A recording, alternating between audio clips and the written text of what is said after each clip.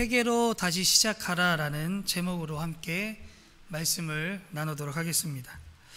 한국 개신교회 선교는 1885년 부활절인 4월 5일에 감리교 선교사 아펜젤로와 장로교 선교사 언더우드가 인천 제물포항에 도착하면서 시작이 되었습니다.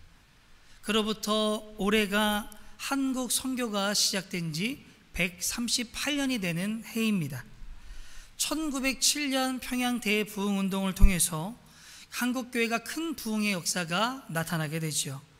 그런데 이 평양의 대부흥운동은 그 시발점이 바로 1903년 감리교 선교사인 로버트 하디를 통해 시작된 원산 부흥운동으로부터 시작이 됩니다. 올해는 원산 부흥운동이 시작한 지 120년이 되는 해입니다.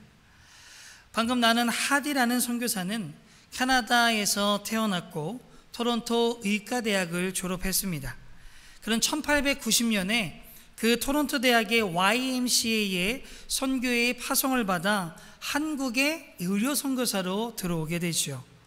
1898년 미국 남감리교회 선교사로 소속이 변경이 되고 목사 안수를 받게 됩니다. 그래서 의료 선교와 복음 전파하는 일을 위해 헌신하게 됩니다. 하디 선교사가 이 원산이라는 곳에 파송을 받은 것은 1901년이었습니다. 하디는 이 강원도 지역의 선교를 맡는 사람이었죠. 그는 참 열심히 헌신하고 열심히 복음을 전했습니다. 그러나 그 결과는 참으로 실망스러웠죠. 교인들은 술상을 차려놓고 속회를 합니다. 조상을 제사하는 일들을 멈추지 아니했습니다. 주의를 지키지 아니하고 신앙생활에 전혀 열심을 다하지 않는 사람들이 참으로 많았다는 겁니다. 어떤 사람들은 자신이 선교사를 안다는 것을 내세워서 사람들을 속이고 군품을 갈취할 때도 있었다고 합니다. 이것을 보고 분노한 하디 선교사는 차라리 교회에서 십자가를 떼내라고 이야기할 정도였다고 합니다. 하디 선교사는 한국 사람들이 불의하고 미개하기 때문에 선교의 열매가 없는 것이다라는 결론을 내리게 됩니다. 한국에서 열심히 사역하던 선교사님들은 1년에 한 번, 한 달 동안은 휴양을 갖게 됩니다. 1903년 8월 원산에서 여자 선교사님들이 휴양을 갔는데 마지막 일주일을 이 말씀과 공부하는 것으로 보내려고 계획을 세웠습니다. 그래서 그때의 강사를 누구를 세웠냐 하면 원산에서 사역을 하고 있던 이 하디 선교사에게 요청을 합니다. 3번에 걸쳐 말씀을 좀 전해 주십시오. 그래서 이렇게 사람들이 모여서 함께 말씀을 공부하기 시작합니다. 하디는 무슨 말씀을 전할까 고민을 하다가 요한복음의 말씀을 통해 응답받는 기도의 요소 3가지, 그리스도를 믿음, 그리스도 안에 거함, 오순절 체험에 대한 말씀을 준비하기 시작을 합니다. 그런데 말씀을 준비하면서 정작 자신에게 믿음이 없고 온전히 자신이 하나님 안에 거하지 못하였고 성령에 대한 열망이 없다는 것을 그가 깨닫게 됩니다. 그때 그는 자신이 얼마나 위선적인 사람인지를 깨닫게 되고 그것에 대한 수치심, 죄책감을 갖게 되었다고 합니다.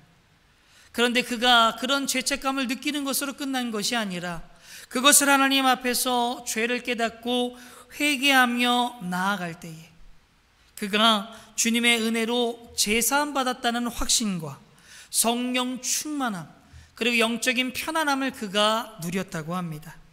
하디 선교사는 그 사경의 때에 자신의 믿음과 성령이 없음을 그 선교사님들과 함께 나누기 시작합니다. 자신의 죄를 그분들 앞에서 고백하게 되죠. 그랬더니 놀랍게도 그곳에 하나님의 능력이 성령 충만함이 임하는 역사가 있었다고 합니다.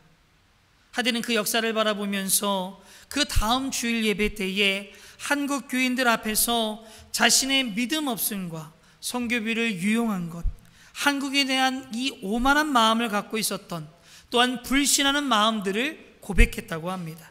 그러면서 용서를 구했다고 하죠.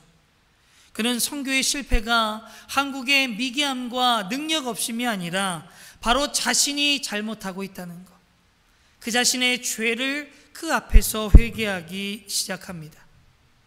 그런 회개의 고백을 통하여 그 하디만의 고백으로 끝난 것이 아닌 교인들에게도 그 죄의 고백이 이어지게 되었다는 겁니다. 어떤 사람은 기도의 가운데에 자신의 제목을 써가며 사람들 앞에 그것을 이야기하기 시작합니다. 그러면서 통곡하기 시작하죠. 또한 선교사의 어학교사였던 정춘수라는 사람은 아내가 아파 죽어감에 있음에도 불구하고 술을 마시고 방탕하게 살았다. 사람들을 미워하고 내가 해를 끼쳤다라고 고백하며 나아갑니다. 사람들은 예배 시간에 자신의 죄를 공개적으로 고백하기 시작합니다. 사람들이 죄를 고백하자 함께 울기 시작합니다. 어느 날은 이 죄의 고백과 통곡을 통해서 설교를 이어갈 수도 없을 정도로 힘이 들었다고 합니다. 그러나 그것을 통해서, 그 회개를 통해서 성도들이 화해하게 되고 하나가 됐으며 거짓말, 분노, 폭언, 험당 등이 사라졌다고 합니다. 바로 하디 집회를 통해 죄를 고백하고 통곡하는 것이 계속해서 이어졌고, 그 고백을 통하여 사람들이 변화됐으며 그 교회의 부흥의 불길이 넘쳐 흘렀다는 겁니다. 이것이 바로 1903년 원산 부흥운동이었고, 이것에 이어서 1907년 평양 대부흥운동으로 이어졌다는 겁니다. 하디를 통한 부흥운동의 핵심은 바로 회개입니다. 죄를 우리가 깨닫고 그것을 고백하는 것이 핵심이었다는 겁니다. 그런데 하디의 이 부흥운동뿐만이 아니라 평양 대부흥운동, 존 웨슬리의 영국의 그 각성운동, 또한 미국의 대각성운동도 그것의 핵심을 보면 회개에 있었습니다. 회개를 통해 놀라운 역사가, 놀라운 부흥의 역사가 일어났다는 것이죠. 그런데 이것은 성경에서도 동일하게 나타나게 됩니다.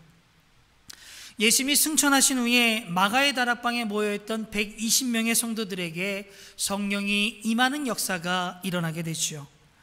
그때 그 성도들은 성령 충만함을 받고 밖으로 나가게 됩니다.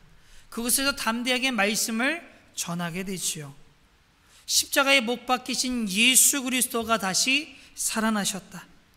그분이 바로 세상을 구원하실 메시아 그리스도라는 것을 담대하게 전하며 나아가게 됩니다.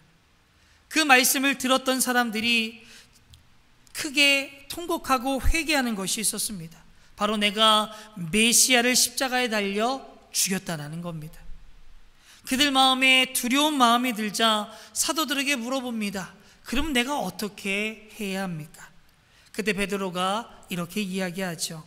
오늘 보면 38절 말씀 함께 우리 다 같이 읽겠습니다. 베드로가 이르되 너희가 회개하여 각각 예수 그리스도의 이름으로 세례를 받고 죄 사함을 받으라. 아멘. 그들이 죄를 깨달았다면 무엇이 필요했겠습니까? 바로 그것은 죄를 고백하고 진실하게 회개함으로 용서를 받는 것입니다. 먼저 회개를 해야 되는 이유가 있습니다. 바로 구원은 회개로부터 시작되기 때문입니다.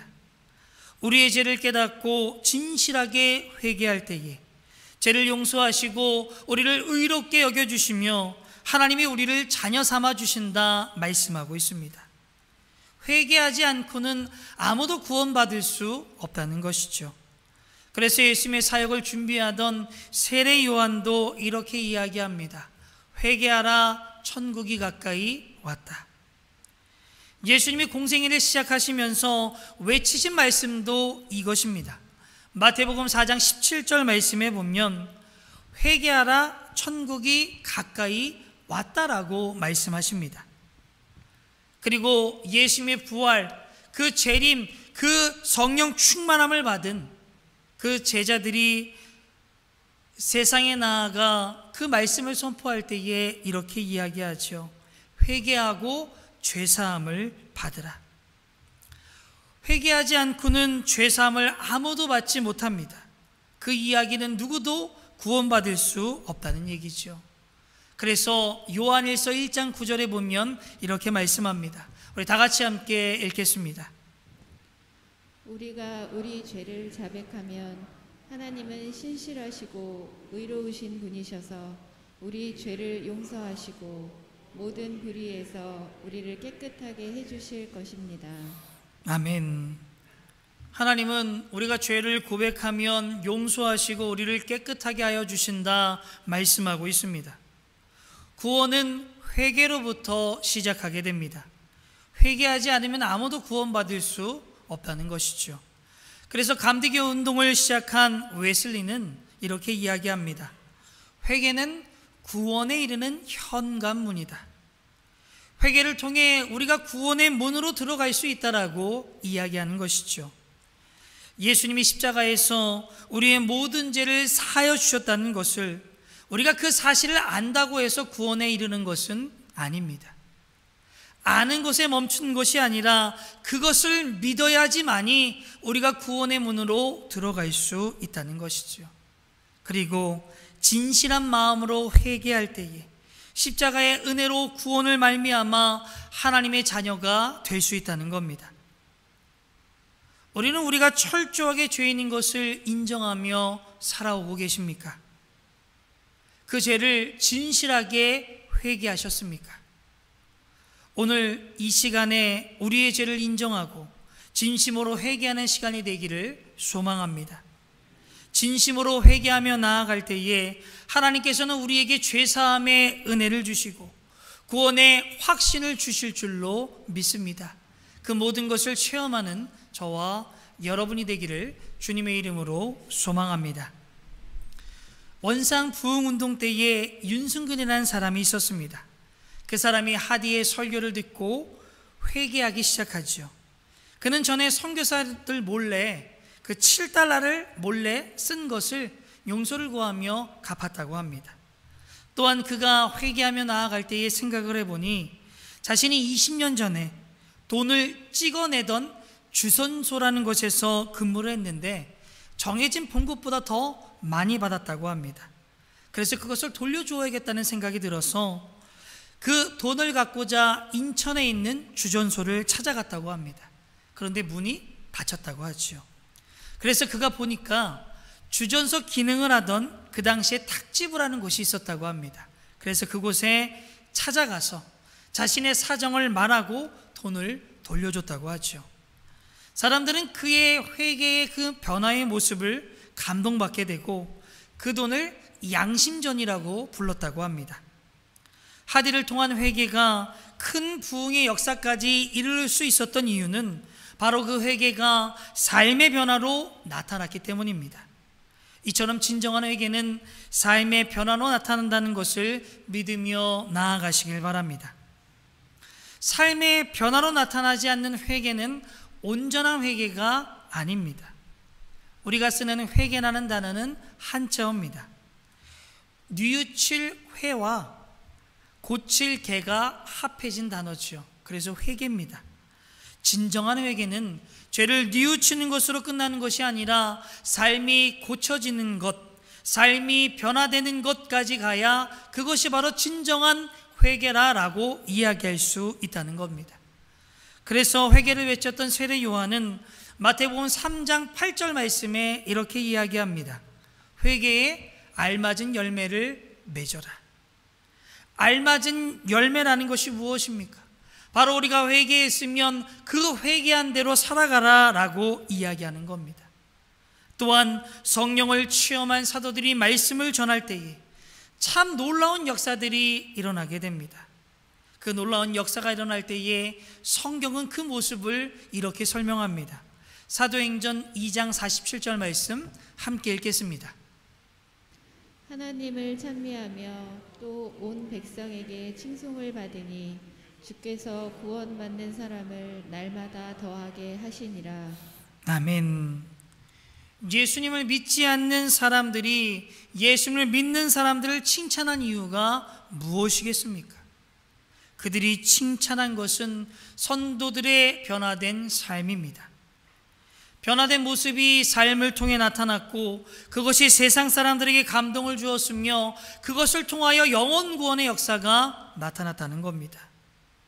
구원은 회개로부터 시작이 됩니다. 그런데 진정으로 회개한 사람은 그 변화가 삶을 통해 나타날 수밖에 없다는 것이죠. 우리가 진심으로 회개할 때에 주님의 우리의 삶을 변화시켜 주실 것을 믿습니다. 우리의 삶의 진정한 회개를 통하여 하나님의 역사를 체험하는 저와 여러분이 되기를 주님의 이름으로 소망합니다.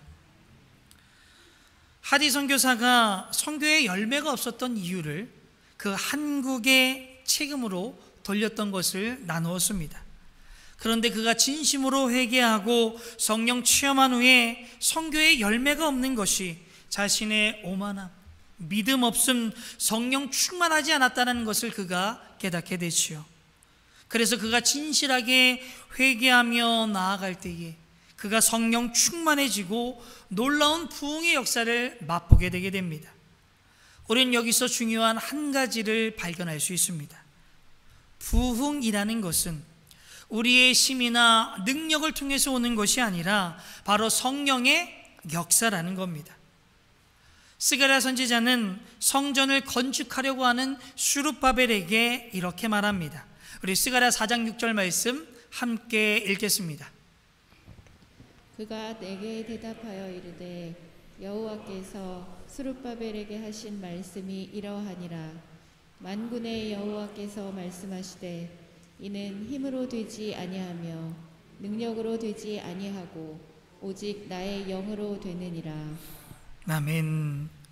성전 건축의 역사는 사람의 힘이나 사람의 능력으로 되는 것이 아니라 바로 하나님의 영, 곧 성령을 통해서 이루어지는 역사입니다.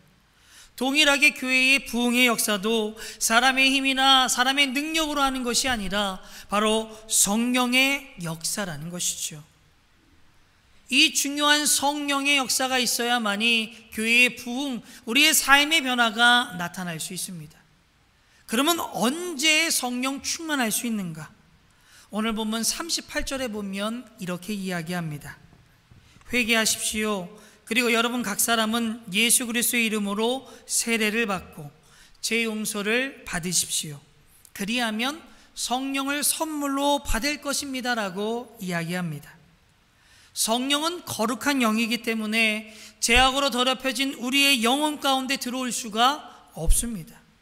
우리가 진심으로 회개하고 용서받아 정결할 때에 성령께서 우리에게 임재할 수 있다는 겁니다. 회개하고 죄 사함을 받은 자 바로 성령이 임하시게 됩니다. 앞에서 부흥은 성령의 역사라고 말씀을 드렸습니다. 그런데 회개할 때에 성령이 우리 가운데 임합니다.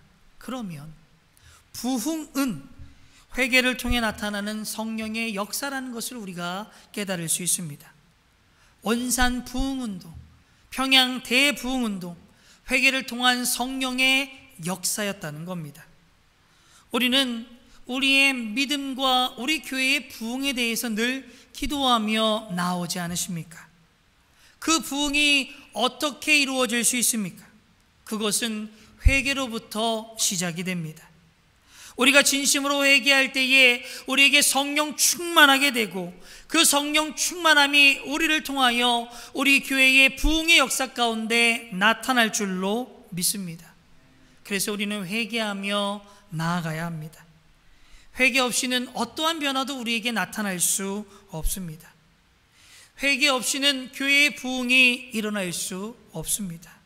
우리 모두는 회개함을 통하여 죄사함 받고 성령 충만함을 받음으로 변화와 부흥의 역사를 체험하는 저와 여러분이 되기를 주님의 이름으로 소망합니다.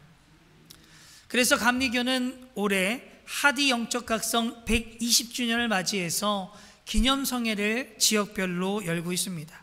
제가 나중에 광고하겠지만 수도권 지역은 8월 24일 오후 1시 30분에 성남에 있는 선한 목자교회에서 함께 집회를 열게 됩니다. 저희 교회도 이 집회에 함께 참석하려고 합니다.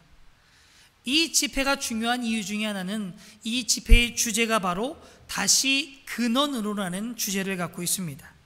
근원이 무엇이겠습니까? 하디 부흥운동의 출발점인 바로 회개, 그 회개를 함으로 함께 부흥의 자리로 나아가자는 겁니다. 우리의 삶의 변화와 교회의 부흥이 회개에서 시작되었기에 다시 회개로 돌아가야 합니다. 우리가 이 집회를 통해 우리에게 회개의 역사가 나타나고 우리 교회와 한국교회, 더 나아가서 전 세계에 있는 교회가 성령을 통한 부흥의 역사가 다시 일어나기를 소망합니다. 그것을 체험할 수 있고 그것을 누릴 수 있는 저와 여러분이 되기를 주님의 이름으로 소망합니다.